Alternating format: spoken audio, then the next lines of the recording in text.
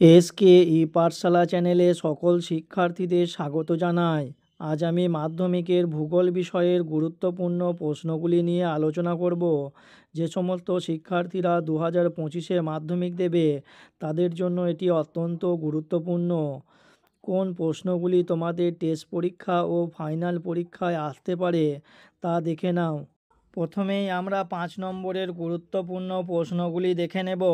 নদীর ক্ষয়কার্যের ফলে গঠিত যে কোনো 3টি ভূমিরূপের সচিত্র বিবরণ দাও।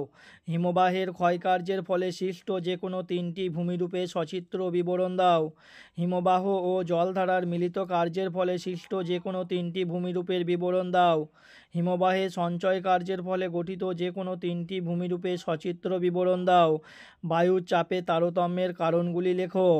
নদীর মোহনায় বদ্বীপ সৃষ্টির অনুকূল ভৌগোলিক পরিবেশ বর্ণনা করো। ভারতে ধান অথবা কার্পাস অথবা চা অথবা গম চাষের অনুকূল পরিবেশ আলোচনা করো। জলবায়ুর উপর পৃথিবীর সমুদ্র স্রোতের প্রভাব লেখো। সমুদ্র স্রোত সৃষ্টির কারণগুলি ব্যাখ্যা করো। ভারতে অসম জনবন্টনের কারণগুলি আলোচনা করো অথবা ভারতে জনসংখ্যা বন্টনে তারতম্যের 5টি কারণ আলোচনা করো। বায়ুমণ্ডলের উষ্ণতা তারতম্যের যে কোনো 3টি কারণ ব্যাখ্যা করো অথবা বায়ুমণ্ডলের উষ্ণতা তারতম্যের কারণ হিসেবে অক্ষাংশ ও উচ্চতার প্রভাব লেখো। বায়ু ও জলধারার মিলিত কার্যের ফলে গঠিত যে কোনো 3টি ভূমিরূপে সচিত্র বিবরণ দাও।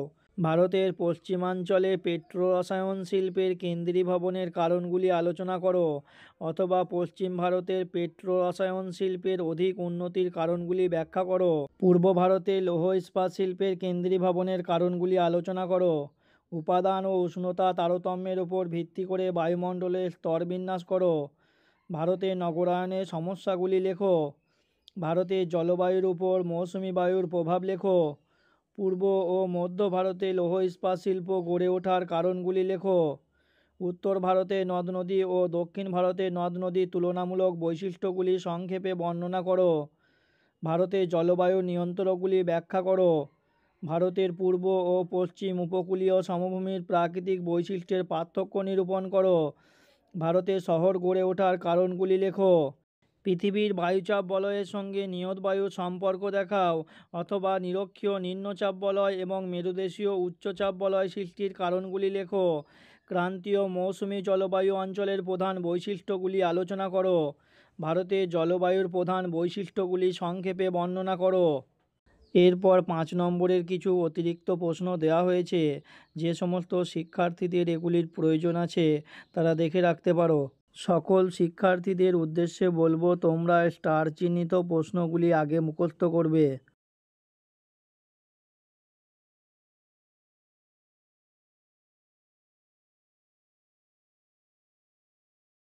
এরপর আমরা 3 নম্বরের গুরুত্বপূর্ণ প্রশ্নগুলি দেখে নেব।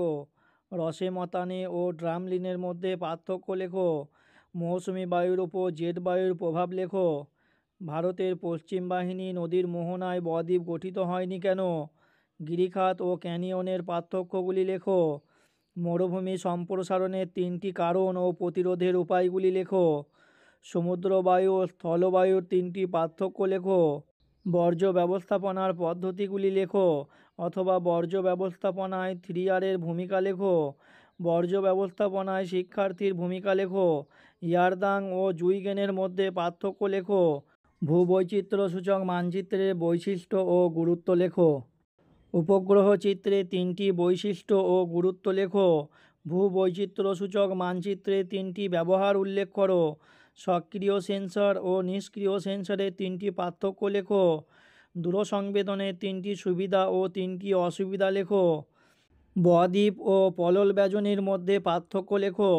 দক্ষিণ ভারতে নদীগুলিতে জলবিদ্যুৎ উৎপাদন হয় কেন?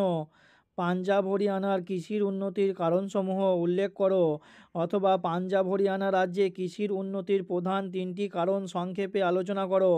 হিমবাহ উপত্যকা ও নদী উপত্যকার 3টি পার্থক্য লেখো। চরম আর্দ্রতা ও আপেক্ষিক আর্দ্রতা 3টি পার্থক্য লেখো।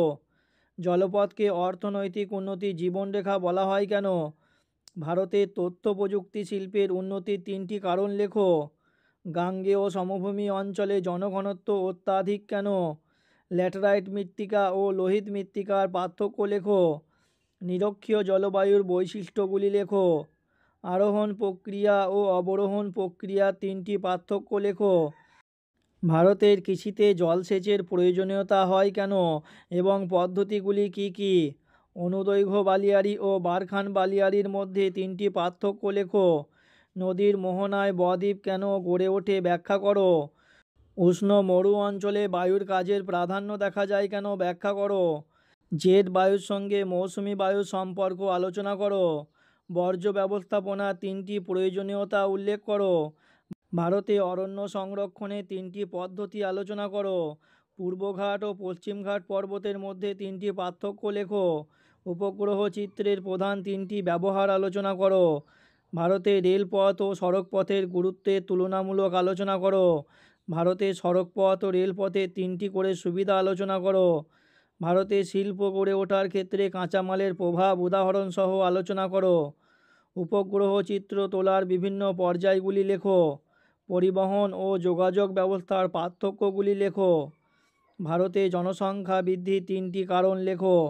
2 নম্বরের গুরুত্বপূর্ণ প্রশ্নগুলি দেখে নাও। শৈবাল সাগর কি?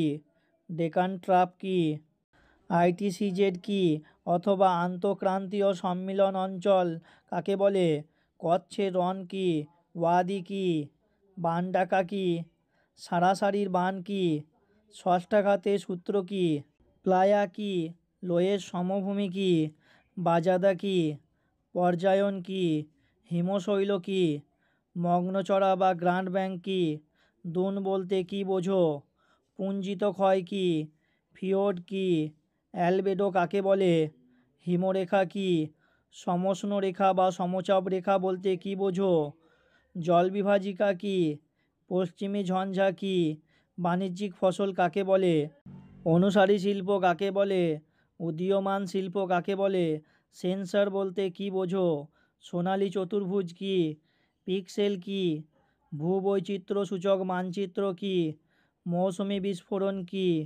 হিমপ্রাচীর কাকে বলে? তথ্য প্রযুক্তি শিল্পের সংজ্ঞা দাও। কোরিওলিস বল কি? সমবর্ষণ রেখা কি? মরুস্থলী কাকে বলে? ই ওয়েস্ট বা ই বর্জ্য কি?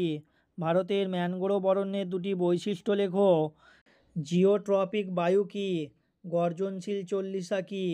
ঘূর্ণবাতে চক্ষু কি? চিনুক টর্নেডো কি? সাইক্লোন ও হ্যারিকেন কি? বৃষ্টির জল সংরক্ষণের 2টি উদ্দেশ্য কি কি? পশ্চিমী ঝঞ্ঝার সংজ্ঞা দাও। জনঘনত্ব কি? মিলিয়ন সিট কাকে বলে? ধারণযোগ্য উন্নয়ন কি? উপগ্রহ চিত্রে 2টি গুরুত্ব লেখো। নগরায়ন কি? পলল শঙ্কু কি? পেডিমেন্ট কি? জীবিকা সত্তাভিত্তিক কৃষি কি? ধাপ চাষের সংজ্ঞা ও গুরুত্ব লেখো। তেজস্ক্রিয় বর্জ্য বলতে কি বোঝো? ইউট্রোফিকেশন কি? জলচক্র বলতে কি বোঝো? অধঃক্ষেপণ কি? মিলেট জাতীয় শস্য বলতে কি বোঝো? ভারী ইঞ্জিনিয়ারিং শিল্পের সংজ্ঞা দাও। সামাজিক বন সৃজনের 2টি উদ্দেশ্য লেখো। পর্যায়ন কি? পাখির পায়ের মতো বদ্বীপ কিভাবে গঠিত হয়? তির্যক বালিয়াড়ির সংজ্ঞা দাও। জেট বায়ুর 2টি বৈশিষ্ট্য উল্লেখ করো। বৈপরীত্য উষ্ণতা কাকে বলে? সমুদ্র স্রোতের সংজ্ঞা দাও। কম্পোস্টিং বলতে কি বোঝো? বর্জ্য ব্যবস্থাপনায় ভরাটকরণ কাকে বলে? কৃষি বন সৃজন কাকে বলে? Map pointing. ভারতের দক্ষিণতম বিন্দু ইন্দিরা পয়েন্ট। দক্ষিণ ভারতের ম্যানচেস্টার। লুনি নদী। ভারতের বৃহত্তম পেট্রো রসায়ন শিল্পকেন্দ্র জামনগর। উত্তর রেলের সদর দপ্তর। আরাবল্লী পর্বত। শিবালিক পর্বত। একটি কার্পাস উৎপাদক অঞ্চল। একটি পূর্ব ভারতের ভারী ইঞ্জিনিয়ারিং শিল্পকেন্দ্র। কেটু সিংহ। ভারতের একটি গম উৎপাদক অঞ্চল। দক্ষিণ ভারতের একটি আন্তর্জাতিক বিমানবন্দর। ভারতের বৃহত্তম জাহাজ নির্মাণ কেন্দ্র বিশাখাপত্তনম। চিল্কা হ্রদ। সর্বাধিক বৃষ্টিপাতযুক্ত অঞ্চল মৌসিনরাম। একটি বৃষ্টিছায় অঞ্চল শিলং। লোকটাক হ্রদ। কচ্ছের রণ। ভারতের একটি আন্তর্জাতিক বিমানবন্দর মুম্বাই। ভারতের চা গবেষণাগার। ভারতের একটি ইক্ষু উৎপাদক অঞ্চল। দক্ষিণ ভারতের একটি কফি উৎপাদক অঞ্চল। ম্যানগ্রোভ অঞ্চল সুন্দরবন। দক্ষিণ ভারতের একটি চা উৎপাদক অঞ্চল। কোঙ্কণ উপকূল, করমণ্ডল উপকূল, ভারতের শুষ্কতম ও আর্দ্রতম স্থান, ভারতের বৃহত্তম তথ্য প্রযুক্তি শিল্পকেন্দ্র, উত্তর ভারতের বৃহত্তম মহানগর, ভারতের একটি শুল্কমুক্ত বন্দর কান্ডালা, একটি মিলেট উৎপাদক অঞ্চল, পূর্ব ভারতের একটি মহানগর কলকাতা, সর্বাধিক জনঘনত্বযুক্ত রাজ্য ভারতের ডেট্রয়েট, আরব সাগরের রানী, একটি ল্যাটেরাইট মৃত্তিকা অঞ্চল, দক্ষিণ ভারতের একটি ল্যাটেরাইট মৃত্তিকা বলয়, ভারতের উচ্চতম মালভূমি, সবচেয়ে কম জনঘনত্বযুক্ত রাজ্য, পূর্ব ভারতের একটি রেল ইঞ্জিন নির্মাণ কেন্দ্র, কারাকোরাম পর্বত, ভারতের প্রবেশদ্বার মুম্বাই, ভারতের প্রধান প্রশাসনিক কেন্দ্র, পূর্ব ভারতের একটি আন্তর্জাতিক বিমানবন্দর, ভারতের অতি বিরল জনঘনত্বযুক্ত রাজ্য, একটি তুলা উৎপাদক অঞ্চল, থর মরুভূমি, ভারতের ধান গবেষণা কেন্দ্র, ভারতের হাইটেক বন্দর, ভারতের একটি লৌহ ইস্পাত শিল্পকেন্দ্র, একটি প্রধান চা উৎপাদক অঞ্চল, উত্তর ভারতের গম উৎপাদক অঞ্চল, ভারতের সর্বাধিক জনঘনত্বপূর্ণ কেন্দ্রশাসিত অঞ্চল। এছাড়াও অতিরিক্ত কিছু ম্যাপ পয়েন্টিং দিয়ে দিলাম, যাদের প্রয়োজন আছে তারা দেখে নেবে। উক্ত বিষয় সম্পর্কে আরও কিছু জানার থাকলে অবশ্যই কমেন্ট করে জানাবে। ধন্যবাদ। সকলের দিন শুভ হোক।